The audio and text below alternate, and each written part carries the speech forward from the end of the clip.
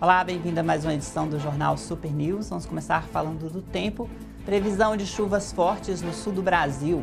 Na Europa, as nevascas modificam a rotina da população. Vítimas de tráfico de pessoas no mundo são a maioria de crianças e usadas para crimes sexuais. Essas e outras notícias agora no Jornal Super News.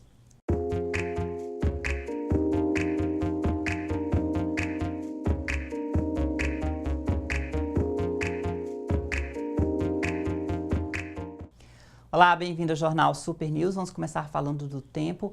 Aqui no Brasil, a previsão é de muita instabilidade no sul do país e também na região norte. Vai chover forte no Rio Grande do Sul de hoje até sexta-feira. Na área que compreende também a divisa entre a região norte e nordeste, há previsão de chuvas frequentes por lá devido à influência de uma zona de convergência intertropical. No extremo norte do estado do Mato Grosso, também previsão de chuvas fortes acima de 100 milímetros. Essas informações são da Climatempo. Em Brasília, tempo fechado e pode chover por lá nessa quinta e sexta-feira. As temperaturas variam entre 17 e 28 graus. Belo Horizonte tem tempo nublado a parcialmente nublado, típicos da capital mineira, e as temperaturas irão variar entre 17 e 31 graus. Já aqui em Valadares, de hoje até sexta-feira, temperaturas elevadas, mínimas de 22 e máximas de 33 graus aqui na cidade.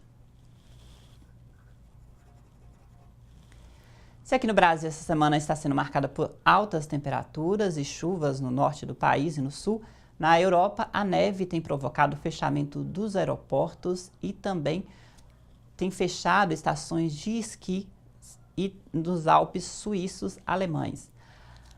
Pelo menos 7 pessoas morreram nos últimos dias por lá, frente às fortes nevascas que atingiram a região que compreende o sul da Alemanha, Áustria e também a Suíça. No fim de semana, mais de 90 voos foram cancelados no aeroporto de Munique, na Alemanha.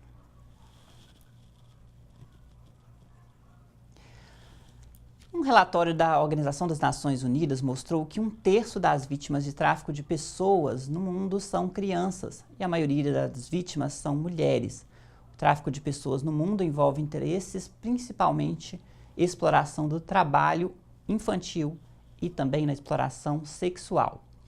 O relatório global sobre tráfico de pessoas foi lançado na última segunda-feira em Viena, durante um evento especial da Comissão de Prevenção a Crimes e Justiça Criminal, com base em informações disponibilizadas por cerca de 142 países.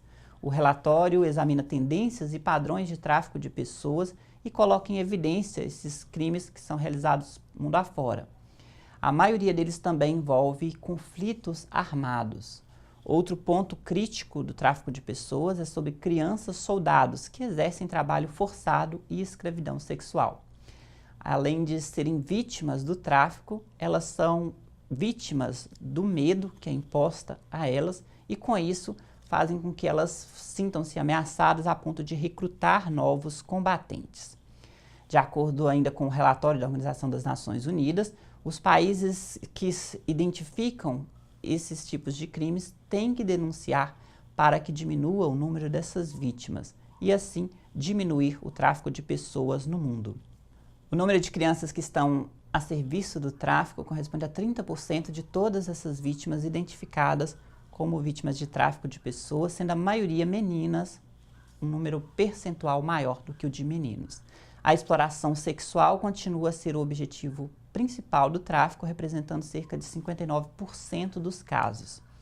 Os responsáveis pelo relatório consideram que é necessário intensificar a assistência técnica e fortalecer a cooperação para dar apoio a esses países onde a incidência de tráfico de pessoas é maior.